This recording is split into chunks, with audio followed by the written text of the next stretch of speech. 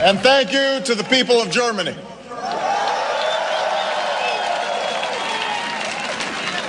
Let me thank Chancellor Merkel and Foreign Ministers Steinmeier for welcoming me earlier today. Thank you, Mayor Vovereet, the Berlin Senate, the police, and most of all, thanks to all of you for this extraordinary welcome. Thank you.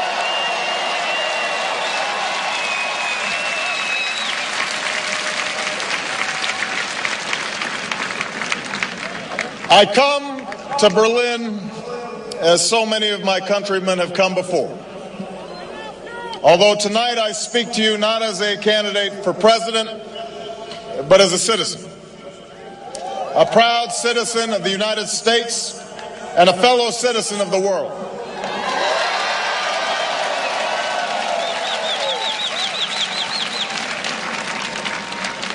I know that I don't look like the Americans who've previously spoken in this great city.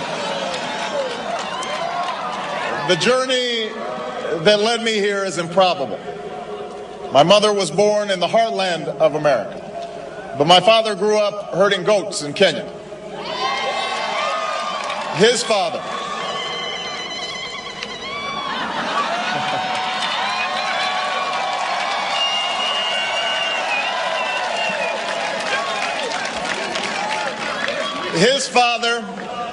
my grandfather, was a cook, a domestic servant to the British. At the height of the Cold War, my father decided, like so many others in the forgotten corners of the world, that his yearning, his dream, required the freedom and opportunity promised by the West. And so he wrote letter after letter to universities all across America until somebody, somewhere, answered his prayer for a better life. That is why I am here. And you are here because you too know that yearning. This city, of all cities, knows the dream of freedom.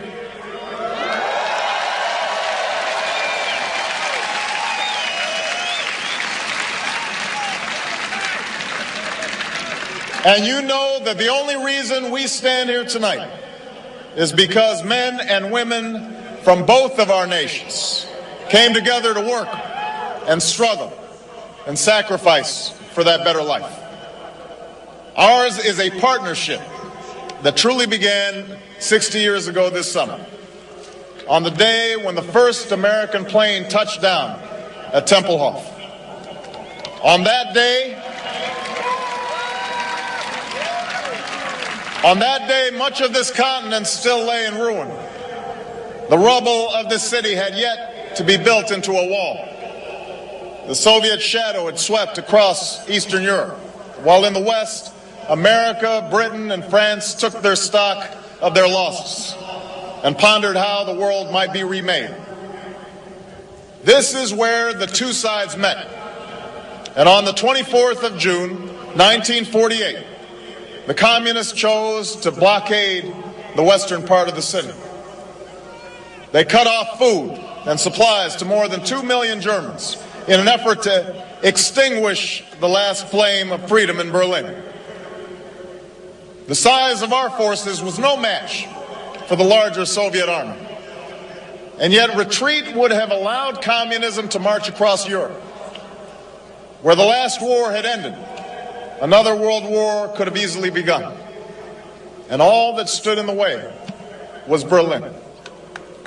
And that's when the airlift began, when the largest and most unlikely rescue in the history brought food and hope to the people of this city. The odds were stacked against success.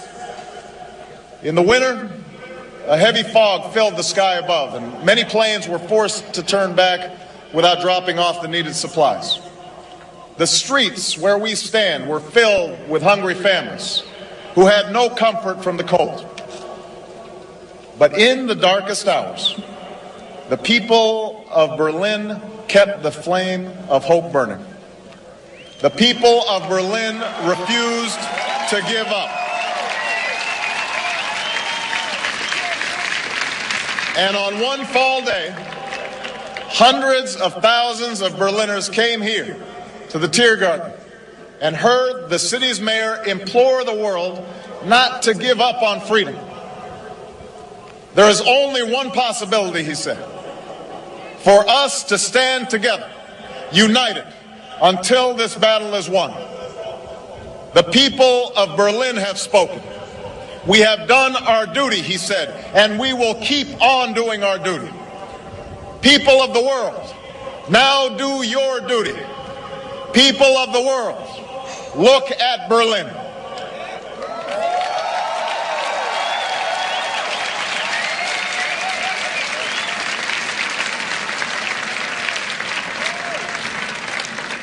People of the world, look at Berlin.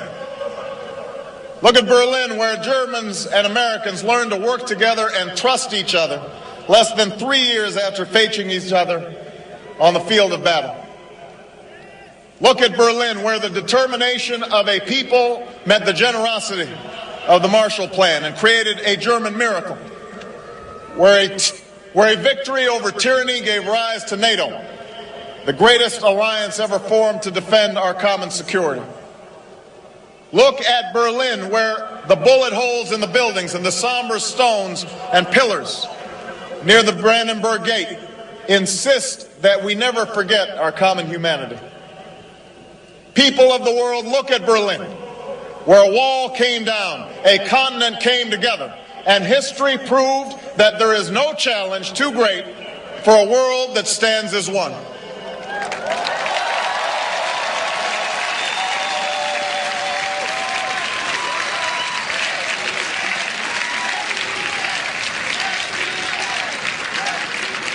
"60 years after the airlift, we are called upon again.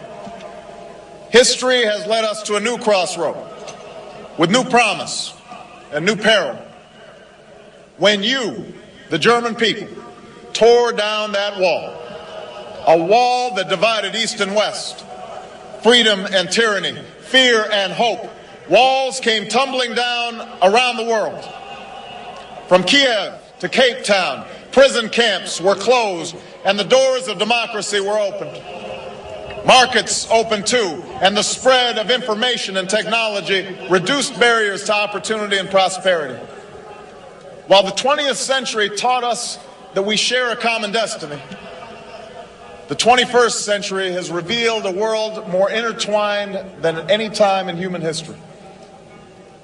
The fall of the Berlin Wall brought new hope. But that very closeness has given rise to new dangers. Dangers that cannot be contained within the borders of a country or by the distance of an ocean. Think about it. The terrorists of September 11th plotted in Hamburg and trained in Kandahar and Karachi before killing thousands from all over the globe on American soil. As we speak, cars in Boston and factories in Beijing are melting the ice caps in the Arctic, shrinking coastlines in the Atlantic, and bringing drought to farms from Kansas to Kenya. Poorly secured nuclear material in the former Soviet Union, or secrets from a scientist in Pakistan, could help build a bomb that detonates in Paris. The poppies in Afghanistan come to Berlin in the form of heroin. The poverty and violence in Somalia breeds the terror of tomorrow. The genocide in Darfur shames the conscience of us all.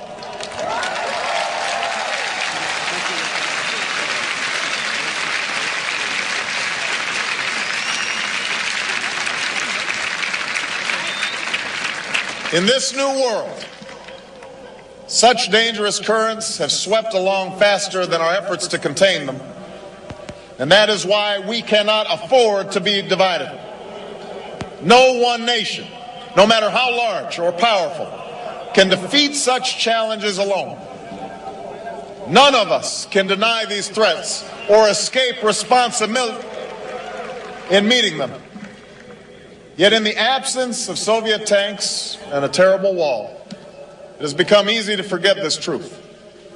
And if we're honest with each other, we know that sometimes on both sides of the Atlantic, we have drifted apart. and forgotten our shared destiny. In Europe, the view that America is part of what has gone wrong in our world, rather than a force to help us make it right, has become all too common.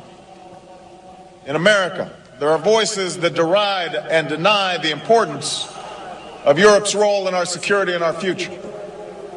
Both views miss the truth that Europeans today are bearing new burdens and taking more responsibility in critical parts of the world, and that just as American bases built in the last century still help to defend the security of this continent, so does our country still sacrifice greatly for freedom around the globe.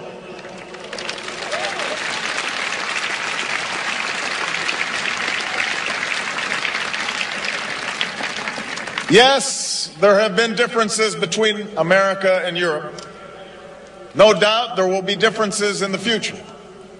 But the burdens of global citizenship continue to bind us together. A change of leadership in Washington will not lift this burden. In this new century, Americans and Europeans alike will be required to do more, not less. Partnership and cooperation among nations is not a choice.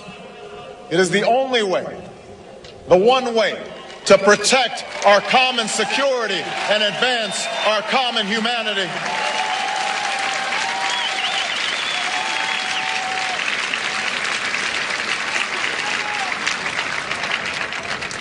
That is why the greatest danger of all is to allow new walls to divide us from one another. The walls between old allies on either side of the Atlantic cannot stand. The walls between the countries with the most and those with the least cannot stand. The walls between races and tribes, natives and immigrants, Christians and Muslims and Jews cannot stand. These now are the walls we must tear down.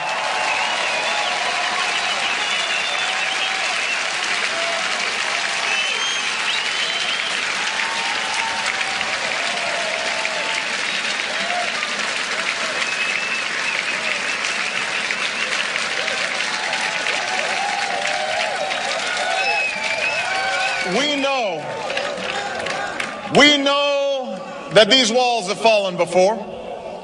After centuries of strife, the people of Europe have formed a union of promise and prosperity. Here, at the base of a column built to mark victory in war, we meet in the center of a Europe at peace. Not only have walls come down in Berlin, but they've come down in Belfast, where Protestant and Catholic found a way to live together. In the Balkans, where our Atlantic Alliance ended wars and brought savage war criminals to justice. And in South Africa, where the struggle of a courageous people defeated apartheid.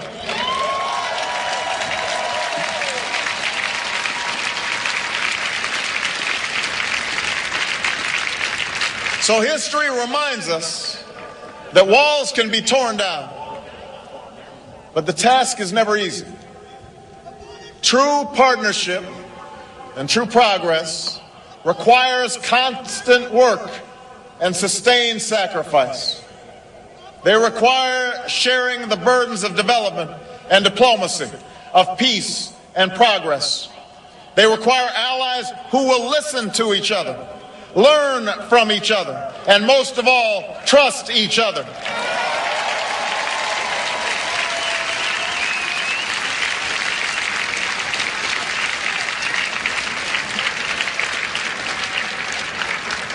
That is why America cannot turn inward. That is why Europe cannot turn inward. America has no better partner than Europe. Now is the time to build new bridges across the globe as strong as the one that binds us across the Atlantic. Now is the time to join together through constant cooperation and strong institutions and shared sacrifice and a global commitment to progress to meet the challenges of the 21st century. It was this spirit that led airlift planes to appear in the sky above our heads and people to assemble where we stand today. And this is the moment when our nations and all nations must summon that spirit anew. This is the moment when we must defeat terror and dry up the well of extremism that supports it. This threat is real, and we cannot shrink from our responsibility to combat it. If we could create NATO to face down the Soviet Union, we can join in a new and global partnership to dismantle the networks that have struck in Madrid and Amman, in London and Bali, in Washington and New York. If we could win a battle of ideas against the communists, we can stand with the vast majority of Muslims who reject the extremism that leads to hate instead of hope.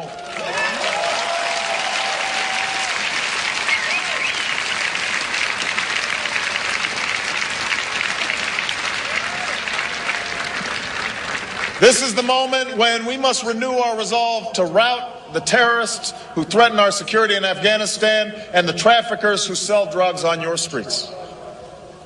No one welcomes war.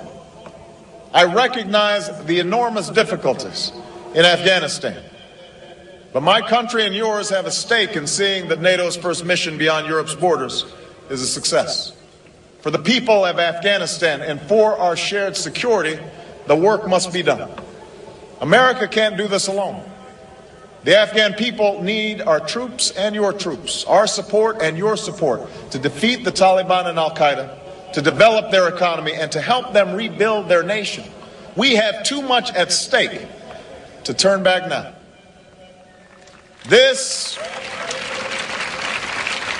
is the moment when we must renew the goal of a world without nuclear weapons.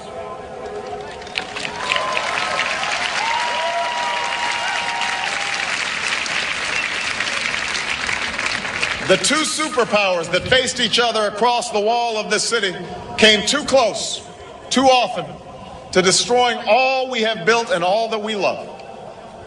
With that wall gone, we need not stand idly by and watch the further spread of the deadly atom. It is time to secure all loose nuclear materials, to stop the spread of nuclear weapons, and to reduce the arsenals from another era. This is the moment to begin the work of seeking the peace of a world without nuclear weapons.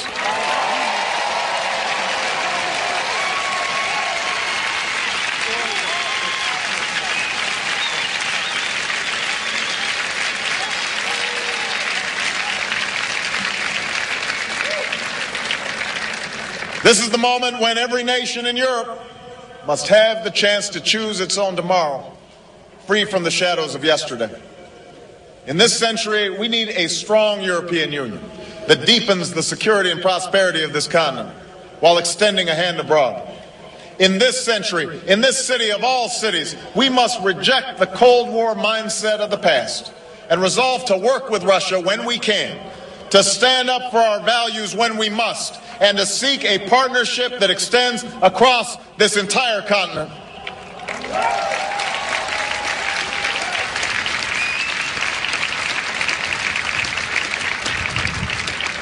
This is the moment when we must build on the wealth that open markets have created and share its benefits more equitably. Trade has been a cornerstone of our growth and global development, but we will not be able to sustain this growth if it favors the few and not the many.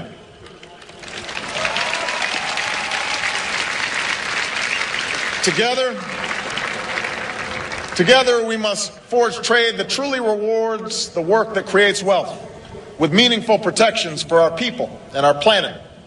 This is the moment for trade that is free and fair for all. This is the moment we must help answer the call for a new dawn in the Middle East. My country must stand with yours and with Europe in sending a direct message to Iran that it must abandon its nuclear ambitions.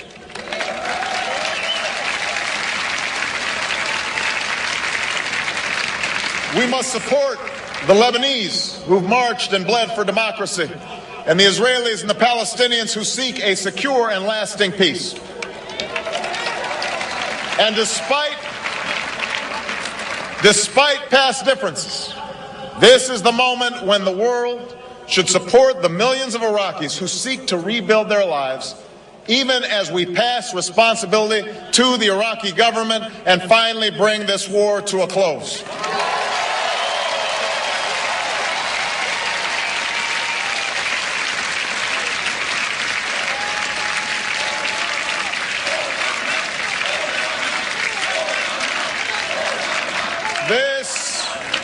This is the moment when we must come together to save this planet. Let us resolve that we will not leave our children to a world where the oceans rise and famine spreads and terrible storms devastate our lands. Let us resolve that all nations, including my own, will act with the same seriousness of purpose as has your nation and reduce the carbon we send into our atmosphere.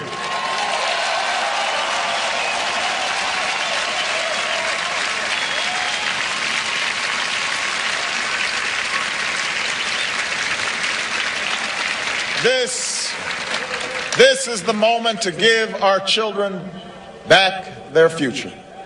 This is the moment to stand as one. And this is the moment when we must give hope to those left behind in a globalized world. We must remember that the Cold War born in this city was not a battle for land or treasure. 60 years ago, the planes that flew over Berlin did not drop bombs. Instead, they delivered food and coal and candy to grateful children. And in that show of solidarity, those pilots won more than a military victory. They won hearts and minds, love and loyalty and trust, not just from the people in this city, but from all those who heard the story of what they did here. Now the world will watch and remember what we do here, what we do with this moment. Will we extend our hand to the people in the forgotten corners of this world who yearn for lives marked by dignity and opportunity, by security and justice? Will we lift the child in Bangladesh from poverty and shelter the refugee in Chad and banish the scourge of AIDS in our time? Will we stand for the human rights of the dissident in Burma, the blogger in Iran, or the voter in Zimbabwe? Will we give meaning to the words "never again" in Darfur?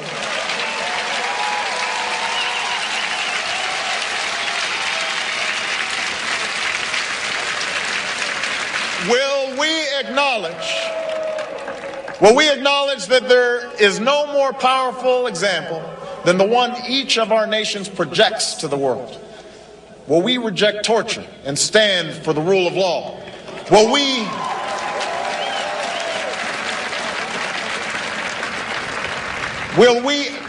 we welcome immigrants from different lands and shun discrimination against those who don't look like us or worship like we do, and keep the promise of equality and opportunity for all of our people?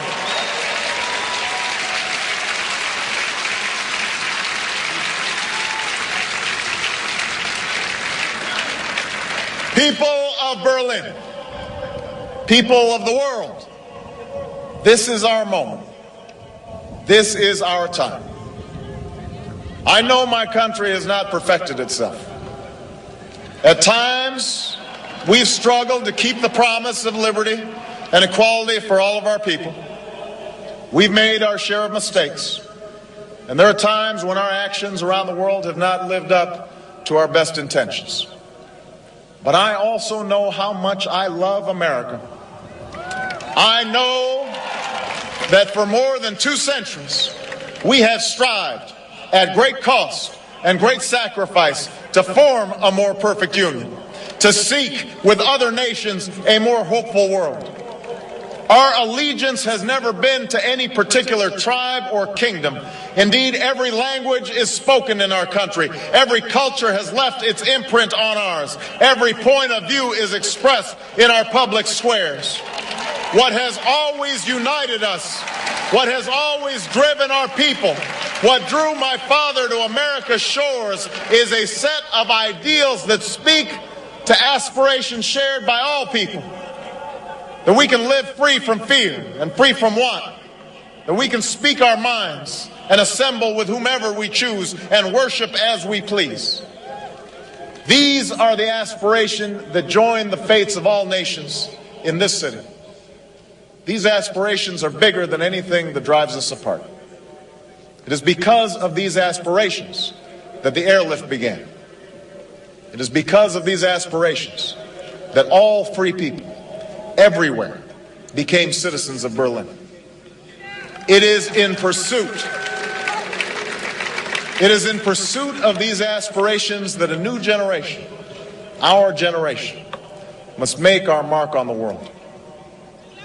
People of Berlin and people of the world, the scale of our challenge is great. The road ahead will be long. But I come before you to say that we are heirs to a struggle for freedom. We are a people of improbable hope, with an eye towards the future, with resolve in our heart. Let us remember this history and answer our destiny and remake the world once again. Thank you, Berlin. God bless you. Thank you. Thank you.